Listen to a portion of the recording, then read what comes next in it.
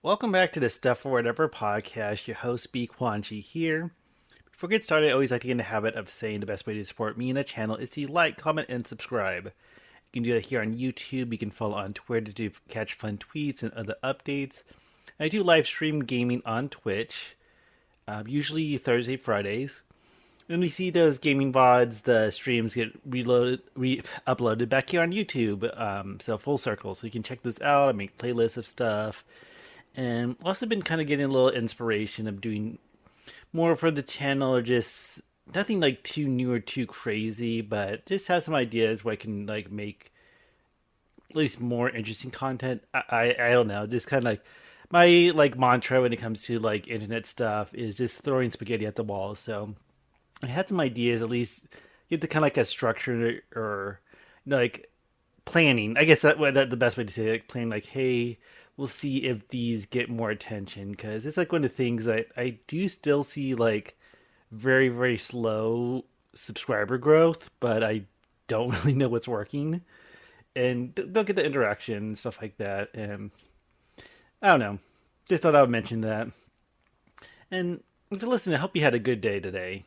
I know it's kind of weird to see whatever you come across online and listen, but yeah, hope you had a good day because well, I had some errands and stuff like that too. Like I do worry about my tires because earlier this week the tire pressure light came on. I feel like almost 6 months ago I even had an issue where it got so bad my tire actually blew out when I was driving, and that was a huge ordeal. But yeah, it turned out I went to I'm sure that it's a big company or big chain. I think they might be, but Discount Tire, just not just to say where I went. But I went, okay, I'll just have them check the air pressure, and it's like one of them, like the back one, like it can't get like a pressure reading, like it seems to be like leaking.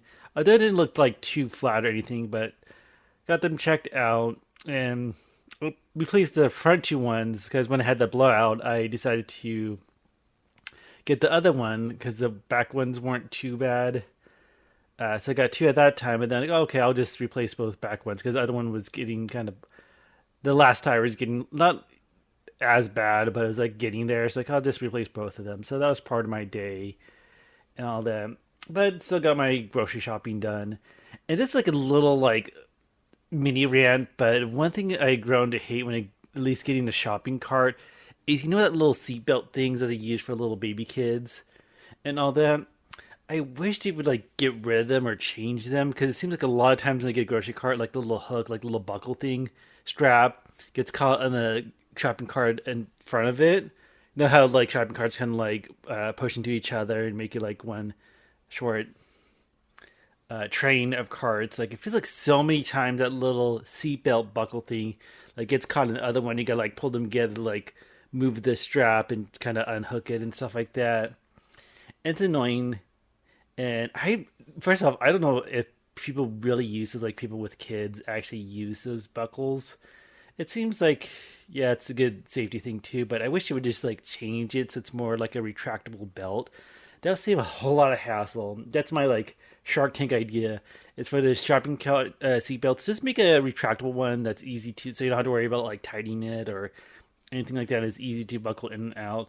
But most importantly, it doesn't get caught on other shopping carts. Like that was just just because I had one that was like so bad, I was like a little stubborn with like I'm gonna get this and all that. But yeah, those shopping cart seatbelts are a pain in the ass. And one thing I wanted to mention about in this podcast is I don't get too much into my dating life or anything like that. Not that anything's really happening, but I have like stuff in my profile and stuff like that. And I made this profile as a this little bit as a joke to kind of inject like some sense of humor. I almost feel like I saw this like a meme or a post and stuff like that, but I said like my special habits is eating 3 times the suggested serving size and falling for men I can't have. I'm not sure if that's like a quote from like a movie or TV show, but I saw that once. I thought it was funny, so I put it in my profile. And someone actually like messaged me. It was like, you might have that. You might be overeating to feel that emptiness and blah blah blah. And like, okay, well, first off, that was a joke, and yeah, I don't need to be psychoanalyzed. And when it comes to like one of those gay dating apps or whatever, it's even fun. Like the same guy messaged me before. I just not really interested. I'm really bad. Like if not feeling it, like reply no or at least follow up. So a lot of times I just don't reply, but not saying that's good or bad, but whatever. But like you send a message like a woof, and I think every gay person is at least familiar with it, but I think like a straight equivalent is like sending a wink or a smile. I'm not sure with like other apps or whatever, but it's basically like, "Hey, you're hot," or "Hey, I'm attracted to you." So he sent a woof, and then later he sent a message like "woof" right back at you, like he saw the message thread and thought the woof message that he sent to me was me to him, and he was replying to it. I not interested, so I didn't like really message back or anything like that. But it's like, did he mistake his previous wolf message as a message directed to him when he was sending it to me, and then like replied to it? Like, yeah, it's weird, but yeah, basically it's like try to have a sense of humor, and I guess like some people can like when it comes to like text and profiles and stuff like that, not always get the clear message. Like, hey, maybe that's a little sarcastic humor and stuff like that. Like, I don't think people really. Well, you never know, but bragging that overeating is a special habit, and I don't say really like overeat. I would say like I'm a little bit overweight. Like, uh, for just perspective, like my height's 5'10". I believe I'm about 190, and wear medium sized shirts and all that. So it's not like I'm overweight, but definitely not in shape. So it's not like I'm eating my feelings or anything like that. But it's like, really the most like messages I get. Like it pretty much when it goes back to my love life is a tumbleweed. Like nothing really goes on, and I'm fine with that too. I said it before on other podcasts too, but it's just kind of fun. Like something that was just kind of a joke, and someone like actually take it seriously or just like I don't know. I also want to talk this podcast to make it a little bit more adult one. So I kind of wrote down some ideas and all that, but I think the first thing I want to talk about is okay. I have like some segues to it too, but one of my more embarrassing bedroom stories and stuff like that. Like what I said earlier, and what I said, I feel like I'm not like the stereotypical like gay guy when it comes to like, oh yeah, he's gay or anything like that. But yeah, and this is an embarrassing sex story. And one thing that kind of puts a little cushioning to this story is that it was with a boyfriend, partner, whatever you want to call it. So it's like someone that was in a committed relationship in the bedroom. So not like some one night stand or some hookup and like this happened. But basically, what happened is I went to one of the adult stores and stuff like that, and I saw this like item. It's like for your asshole, like to kind of like douche it. It's kind of like enema, but it's like a reusable one and all that. But basically, to kind of describe it, it's like what parents use to get boogers out of the baby's nose, like a little like rubber like ball thing, but it has like a long little. I guess probe is the more accurate word to use, but basically you're supposed to like. I guess you can. I guess you can just use water, but you can probably if you have like enema stuff like that, because enema is like the same thing. Like if you buy enema at the store, it's like almost the same thing except it's like plastic and disposable, not to be reused, but it's like a way to like clean your asshole. And so like, okay, I'm gonna do this. I'm gonna have a really clean ass and stuff like that. And this is where the embarrassing comes into play, because of course, since I just realized this is kind of like outing myself in terms of like what I do in the bedroom and all that. But I do a lot. This is, for the record, very versatile. But basically, because I had this, I was planning to bottom and take it. So you kind of initiated that, doing our thing. And when my partner took his dick out of me, ass water all over the bed. Because I guess when I was like cleaning myself out, I didn't fully like push out every water, like all the water in my colon. So I did kind of like, like a camel or something, like held it a little bit in. So when you pulled out, it was just kind of a little watery mess. It's not like too bad, and at least it was clean because it's one of the things like I didn't like just squirt water on my ass and that's it. I just kind of like repeated a couple times, so it wasn't like the most nastiest ass water. But basically, that's the thing is this ass water over the bed, and maybe if it wasn't anyone besides like someone I was in actually lived with, yeah, because that was how serious the relationship was at that time, is that we lived together at that point. But yeah, just like imagine having sex and then as soon as you pull out, ass water everywhere, and that's probably my most embarrassing sex story. But yeah, and also kind of like a segue of that. I'm not sure how many people know that this exists, probably besides like gay guys, but they actually have shower attachments for cleaning your ass. Like it's like a hose that has like a little rod, and I never personally used it myself. Only have a friend. I've seen at least one friend have it. Like just like, hey, what's this in your shower, and stuff like that. And they're like, pro, like, okay, how do you exactly use it? It's almost like a rod, like almost like a dildo. That I think it's like one thing you just hit a switch on the shower head and it diverts the water to the hose and you clean out your asshole and all that. But they are literally like uh, shower tools attachments just for cleaning out your ass. And I'm not sure like that can clear like your diaphragm if you're a woman or anything like that. Again, I'm not sure if anyone's really heard of that besides gay men, but kind of curious about that. And one thing I want to talk about, this is like a little side thing I write down. Because sometimes it come like a random thoughts like, hey, I should mention that when I'm doing this little podcast, even though it's still pretty much just me speaking into the void or yelling into the void. But I'm not sure anyone had the same experience when like learning how babies come from, like learning about like sex and how this happens and stuff like that.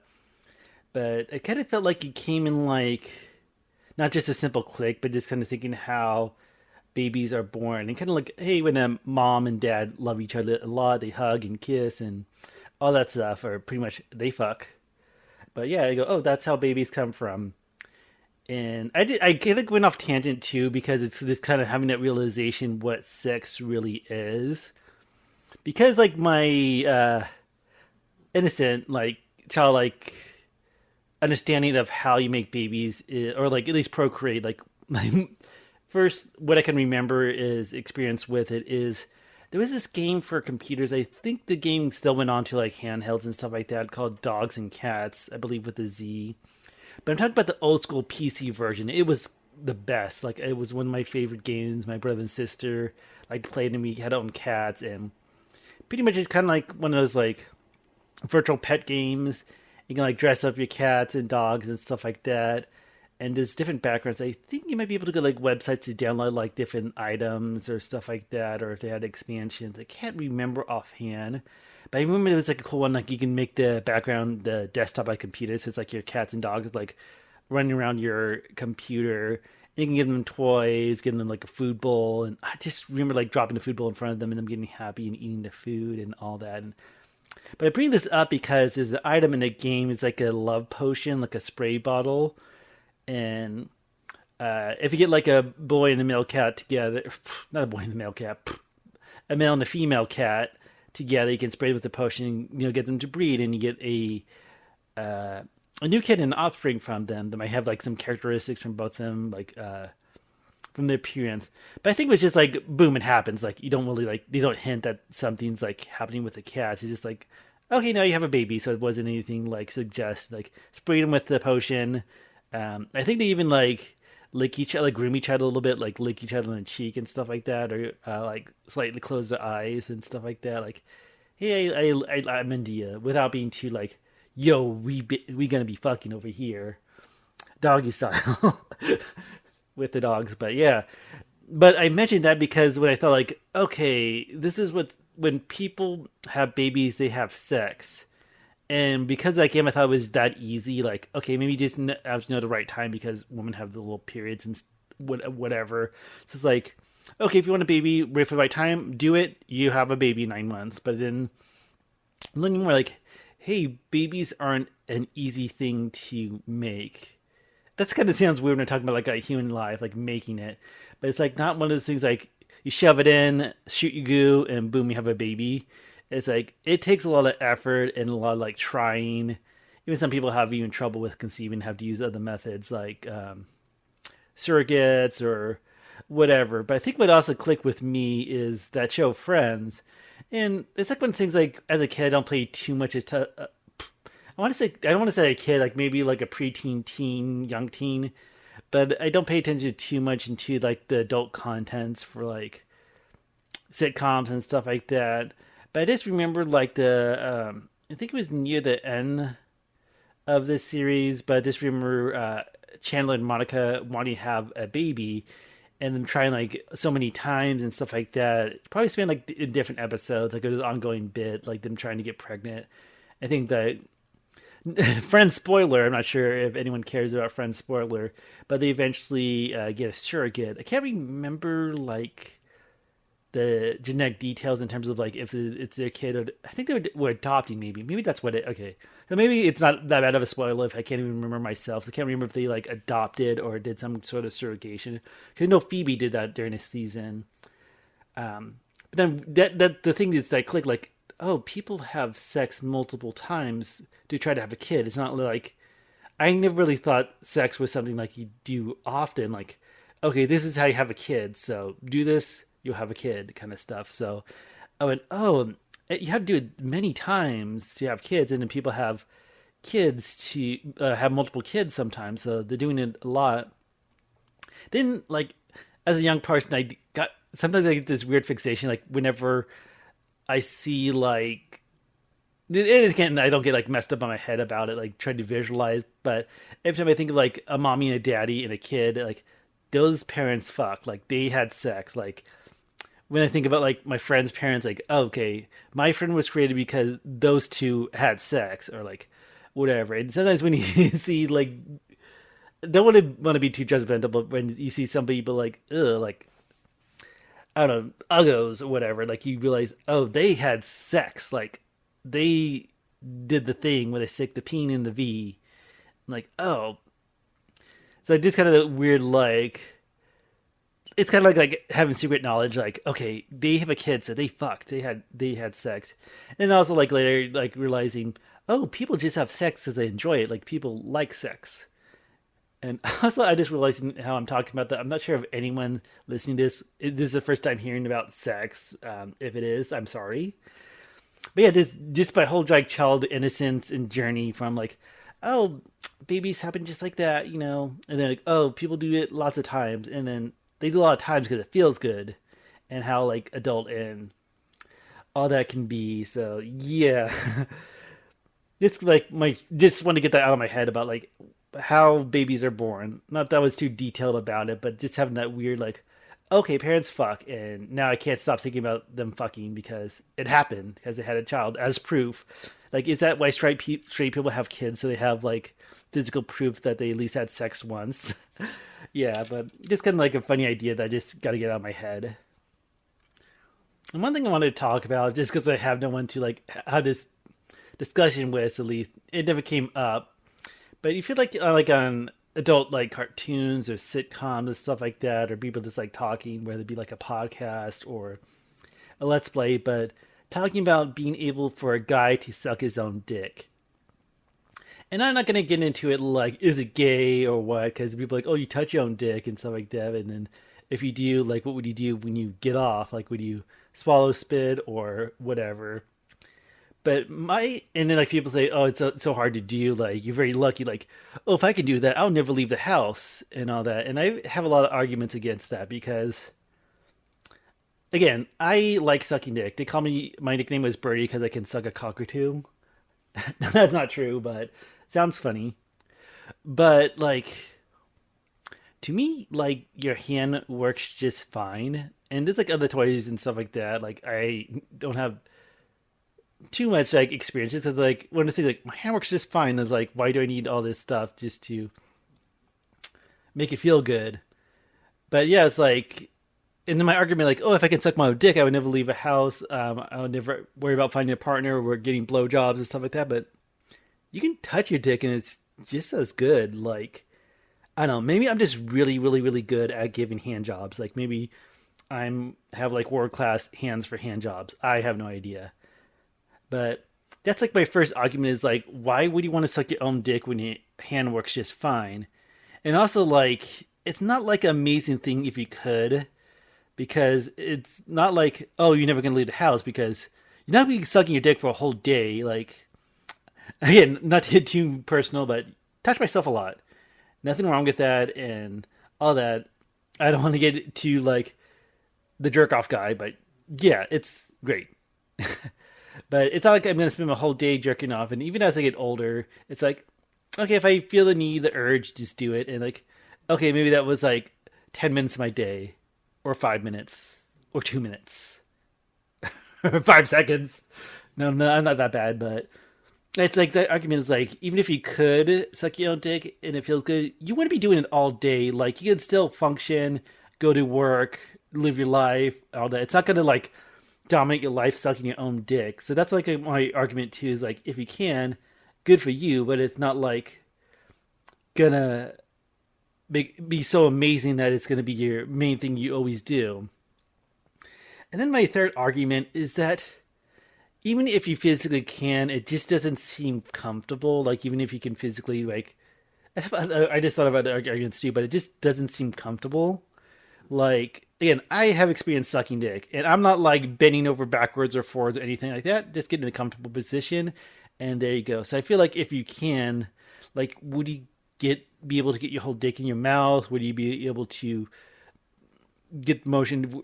I don't know. It just feels like even if you technically could, it would feel like it'd still be a lot of effort, a lot of discomfort, like strain on your neck and back. Even though you're doing it, it just feels like it's not comfortable. And I like, no, I want to be comfortable if I'm like enjoying my pee pee getting pleasured. I know. I know I was gonna talk more about old adult stuff. I know I'm kind of like laughing and getting like I don't know embarrassed a little bit, even though it's just me and the microphone. But that's the thing. Like, if you could, like, it wouldn't be comfortable. Like, use your hand. You can get in a much comfortable position. You can pretty much achieve the same thing. Like, it's still gonna feel good. It's still gonna get you off. But I don't know why you have sucking your own dick would be like this amazing treasure, like this amazing talent that only the best of the best can do. Like, no, I don't think it's really that. Maybe it's like braggable that you can be like flexible, or maybe you have a big dick too that you can easily do that. But sucking your own dick isn't that like big of a deal? Like to me, like my main points, like I mentioned, like hand feels just as good, and even if there's like other toys like pocket pussies or flashlights or whatever, so I don't think it would even feel so much better that you have to do it. It feels like you just wouldn't be comfortable. Um, I forgot the other argument I made. Oh yeah, that you wouldn't dominate your sex life. You wouldn't be able to like, oh, I can do this all day, every day. Like, no, you probably just do it once and you'd be done and good for a while. And then my last argument is that it feels like you would have to be in a certain physical shape. Like you can't be overweight. You can't like have a big belly that prevents you from sucking your own dick. So just imagine having a lifestyle that you go to the gym or work out, you want to stay thin, you want to stay in shape, just so you can suck your own dick. Like imagine that be someone's motivation to go in the gym. Like going to the gym, people on like on treadmills and stuff like that. One person like, oh, I just have a daughter and I want to get in better shape so I can stay healthy, keep up with her, live a long life, to see her grow, see her children grow, and be a grandpa. And then like maybe another person going to the gym, like, okay, I had a heart attack. It was a wake up call. See my cholesterol, eating better, working out better, all that. So I'm going to the gym to achieve that. And then like the third person, like, oh, I'm just working out so I don't get fat, so I can still suck my own dick. Like, imagine having that mindset. Like, okay, I have to diet, I have to exercise, just so I can keep sucking my own dick. Like, is that really worth it? Although, yeah, good staying in shape, good eating right. So I guess that's a good thing, but it feels like sucking your dick is just so much hassle because there's better alternatives. It's not going to be like the greatest thing ever. Like blowjobs are great. I don't know if there's any big difference between giving one to yourself by yourself versus someone else. You know, being comfortable doing so. Like even if you can, would you be comfortable and being able to maintain the ability to do so, whether it be like eating right, dieting, working out, and all that. So that's again, I bring this up because I feel like every time I hear this conversation, like in the podcast or whatever, it's like, oh, that'd be so amazing. Like it's like such a good thing to do. Like, no, it's not even worth it. Like, don't suck your own dick. Just touch yourself. And if you don't want to do that, get someone else to touch you, or suck you, or whatever. So that's like my TED talk on sucking your own dick. It's not worth it.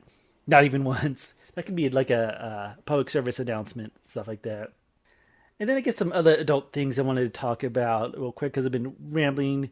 But again, I don't have any shame with it, but I'm a pretty avid porn watcher in the sense that I have my stuff on my computer. There's the internet exists. If you didn't know, that's where you can find pretty much all porn. Um, but on this little side note, side tangent, I think when it comes to watching porn, like I don't want to say be responsible, but like be like in a I don't know, like how to word this, because you hear stuff like porn addiction, sex addiction, and stuff like that. That's like make sure you check on yourself. Like don't watch so much porn that's all you watch. Like when I watch it, like okay, because I'm in that mood to like get off or uh, but like don't watch it in inappropriate places. Like what was it? I think I saw like on the Philly D show about some people in Parliament like watching on the phone. So like don't watch it in public. Don't watch it at work. Don't watch it in public. I even hear stories like people doing that at the public library, like some creepy old guy. And that so if it comes to your porn watching, do it at home, and yeah, do it in not to say like limit like how much you can watch in a day, but just make sure it doesn't dominate your life. Just like all things, like you don't want to be like dominated by games or gambling or drugs or whatever. Kind of weird to think of porn like that, but it's like, hey, enjoy it. I definitely do. Bring that up because I feel like maybe not so much these days, but I feel like sometimes porn would have like the acting and stuff like that, like the setup, so it's not just like straight to the bedroom. And I want to mention this one scene. It's nothing too crazy or anything like that, but it is kind of like rewatch this and it's like cracked me up because I have the scene on my computer anyways. But I think it maybe like it takes place in Sacramento, San Francisco. I don't. It's California, so it takes place like in San Francisco, and like before, the two guys meet up and you know have the sex. Like they're walking down the sidewalk. It's like it's outside. It's a pretty big sidewalk, and they're walking opposite directions. And the thing is, like they're supposed to bump each other to get each other's attention, but it kind of feels like as they're walking towards each other, they don't look distracted. Like they're not looking at their phone or looking at a whatever book or something. So they don't seem distracted and walking opposite ways of a pretty big sidewalk. And they feel like they at least know that the other person's there, so it's not too oblivious from each other. But as they walk by, they bump into each other. But because of the distance, like the one guy like has to go out of his way to bump into the other guy, like it almost feels like it was mean, like bullying, like someone like unintentionally like running into you or like slapping the books out of your hand and stuff like that. So it feels like he like jumped 1 to 2 feet just so he can bump into this guy. And then like, okay, I noticed that, hey, you're hot. And they could just easily like glance eye contact, maybe like nod. But I just think like the little shoulder bump that was like almost forceful. Like it almost felt like watching a bully like trying to knock down a nerdy kid in the hallway. Stuff like that. So I just thought that was just funny. I think sometimes you can have those funny moments watching porn when it's like not just the humping and the dumping, but I don't know why I even said that. It seemed like a weird uh, euphemism. But I just thought that was fun. Like they're like, okay, so you're gonna bump this other guy, knows each other, then you're gonna hook up, but it's like almost knocking him down. Other like two it's porn, so they're both attractive buff guys and stuff like that. But I was like thought that is funny to see. Like it just looks so off in terms of like bad acting kind of stuff. And I guess you can see a lot in porn, but that was like my little thing. I think I'm gonna wrap up this podcast, but I did want to mention one thing. My biggest adult secret. This might be interesting, but I'm not going to really talk about it too much because I kind of want to save it just in case, just to kind of plant that seed. But my biggest adult secret is that I actually wasn't porn myself. Like, actually did a porn scene, actually got paid for it and all that. And when I say I don't want to get into it too much because I feel like, I don't know, it feels like I don't want to like blow my load and keep a little mystery and stuff like that. So I would say if there's ever get the point that this channel or this podcast is following gets over 100,000 subscribers and somebody reminds me, I will go into detail like, okay, this is how it happened. This is my porn name because people make up porn names. These porn names aren't real and all that and get into more detail of it. But I guess it's not too hard to find, I guess, if you're really, really looking for it. Although it's not my name, so that's going to be a little trouble. But I do post like selfies on my Twitter and Instagram and stuff like that, which is out there. Um, and even surprisingly enough, again, it's a small time. It's not like, oh, I'm a huge actor, I'm a huge star. Like it was just one scene in all that. And if I ever get inclined to talk about it more, I probably tell about how I felt about it. But I think it was overall a pretty good experience. I did get paid and all that. And one thing, I guess, a little tidbit to throw in is that in like the paperwork and like, okay, this is like how you get paid and stuff like that. There was actually a difference if you are able to. I'm not sure if this goes for straight porn as well, but if you can come on camera, you get paid more than if you aren't able to, or if you don't, and stuff like that. And even have like a fake like lotion like thing that imitates cum. So if they wanted to like show a cum shot without showing it, they may like have you act and then like squirt it, and so they can see the aftermath, even though they don't actually see it coming out of you. It just like suggests that you did it. So they do that too. A lot of times, um, I even noticed like a lot of times they do like in hotel rooms too. Like I can notice like, okay, that was someone's house, that was some hotel room and stuff like that. I think a lot of times they may act like being penetrated, even though they're not. Even though like this close course of shots, like okay, yeah, they're definitely getting fucked and stuff like that. But some of it's kind of like exaggerated or fake. And I guess the last little detail I'll sprinkle in for this podcast is that surprisingly, I actually am on a cover of a pornographic DVD.